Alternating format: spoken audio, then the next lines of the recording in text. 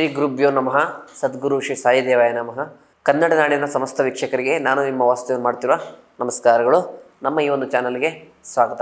ಇವತ್ತಿನ ಈ ಒಂದು ವಿಡಿಯೋದಲ್ಲಿ ನಾನು ನಿಮಗೆ 2026ರ ಮೇಷರಾಶಿಯ ಸಂಪೂರ್ಣ ಭವಿಷ್ಯವನ್ನು ತಿಳಿಸ್ಕೊಡ್ತಾ ಇದ್ದೇನೆ. ಅದಕ್ಕಿಂತ ಮುಂಚೆ ನೀವು ಈ ಒಂದು ವಿಡಿಯೋನ ಲೈಕ್ ಮಾಡಿ ಮತ್ತು ಸಬ್ಸ್ಕ್ರೈಬ್ ಮಾಡ್ಕೊಳ್ಳಿ. 2025 ಇನ್ನೇನು ಕೆಲವೇ ತಿಂಗಳಲ್ಲಿ ಮುಗಿತಾ ಬಂತು. ಆದರೂ ಕೂಡ 2026ರ ಆರಂಭ ಮತ್ತು ಅಂತ್ಯದ ಒಳಭಾಗದಲ್ಲಿ ಆಗ್ತಕ್ಕಂಥ ಬದಲಾವಣೆಗಳು, ಮೇಜರ್ ಡಿಫ್ರೆನ್ಸಸ್ಸನ್ನು ತಿಳ್ಕೊಳ್ಳೋಣ ಬನ್ನಿ.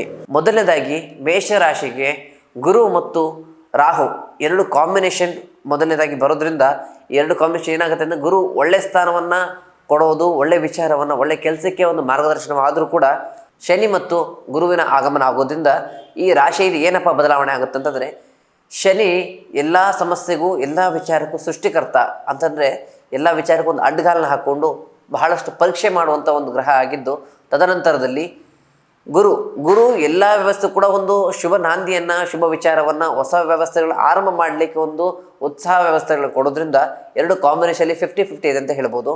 ಮೊದಲನೇದಾಗಿ ನೋಡೋದಾದರೆ ಉದ್ಯೋಗ ಮತ್ತು ಆರ್ಥಿಕ ವಿಚಾರ. ಉದ್ಯೋಗದಲ್ಲಿ ಹೊಸ ಕೆಲಸದ ಸೃಷ್ಟಿ, ವ್ಯವಸ್ಥೆ, ವಿಚಾರಗಳನ್ನು ನೀವು ನಾಯಕತ್ವದ ರೀತಿಯಲ್ಲಿ ನಿಮ್ಮ ವಿಚಾರವನ್ನು ಮುಂದೂಡಲಿಕ್ಕೆ ಹೋಗ್ತಿದ್ರು ಕೂಡ ಸಣ್ಣ ಪುಟ್ಟ ಅಡಚಣೆಗಳು, ಮಾಡ್ತಕ್ಕಂಥ ಕೆಲಸದಲ್ಲಿ ಅಭಿವೃದ್ಧಿ ಕಾಣದೇ ಇರೋದು, ಸ್ವಲ್ಪ ತುಂಬ ಪ್ರಯತ್ನ ಮಾಡೋದು ಕೂಡ ಪ್ರತಿಫಲ ಸಿಗದೇ ಇರೋದು ನಿಮ್ಮ ಒಂದು ಉದ್ಯೋಗ ಕ್ಷೇತ್ರದಲ್ಲಾಗುತ್ತೆ.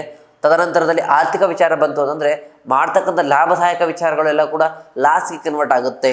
ತದನಂತರದಲ್ಲಿ ನೀವು ಮಾಡಿದ ವಿದೇಶಿ ವಿನಿಮಯ ಆಗ್ಬೋದು, ಹೂಡಿಕೆ ಆಗ್ಬೋದು, ಬಂಡವಾಳ ವ್ಯವಸ್ಥೆ ಆಗ್ಬೋದು, ಎಲ್ಲವೂ ಕೂಡ ಲಾಸ್ನತ್ತ ಹೋಗುವಂಥ ಸಂಭವ ಇದ್ದು ಇನ್ವೆಸ್ಟ್ಮೆಂಟ್ ಮಾಡದೇ ಇರೋದು ಬಹಳ ಒಳ್ಳೆಯದಾಗುತ್ತೆ. ಎರಡನೇದಾಗಿ ಕುಟುಂಬ ಮತ್ತು ಪ್ರೇಮ ವಿಚಾರ. ಕುಟುಂಬದ ವಿಚಾರ ಬಂತು ಅಂತಂದರೆ ನಿಮ್ಮ ನಾಯಕತ್ವದಲ್ಲಿ ಮನೆಯ ಮುಖ್ಯ ವ್ಯಕ್ತಿಗಳು ನೀವಾಗಿರ್ತೀರ. ಏನಂದರೆ ಕುಟುಂಬದ ಮೂಲ ವ್ಯಕ್ತಿ, ಹಿರಿಯ ವ್ಯಕ್ತಿ, ಇವರ ಸಹಾಯ, ಇವರ ಒಂದು ಹಸ್ತಕ್ಷೇಪವಿಲ್ಲದೆ ಏನು ಮಾಡಲಿಕ್ಕೆ ಹೋಗ್ಬೇಡಿ. ಯಾಕಂದರೆ ನಿಮ್ಮ ಮುಂದಾಳತ್ವದಲ್ಲಿ ಆಗ್ತಕ್ಕಂಥ ಸಮಸ್ಯೆಗಳಿಗೆ ನೀವು ಮೂಲ ಕಾರಣಕರ್ತರಾಗ್ತೀರ. ಯಾಕಂದರೆ ನಿಮ್ಮ ಜೀವನದಲ್ಲಿ ಮಾಡ್ತಕ್ಕಂಥ ಎಲ್ಲ ವ್ಯವಸ್ಥೆಗೂ ಕೂಡ ಶನಿಯ ಪ್ರಭಾವ ಇದ್ದು ನೀವೇನು ಮಾಡಿದ್ರೂ ಕೂಡ ಅದು ವಕ್ರವಾಗುತ್ತೆ, ಅದು ದುಷ್ಟವಾಗುತ್ತೆ. ನಂತರ ಪ್ರೇಮ ವಿಚಾರಕ್ಕೆ ಬಂತು ಅಂದರೆ ಸತಿಪತಿಯ ನಡುವೆ, ಪ್ರೇಮಿಗಳ ನಡುವೆ ಕಲಹಾದಿಗಳು ಈ ವರ್ಷದಲ್ಲಿ ಹೆಚ್ಚಾಗಿ ನಡೆಯುತ್ತೆ.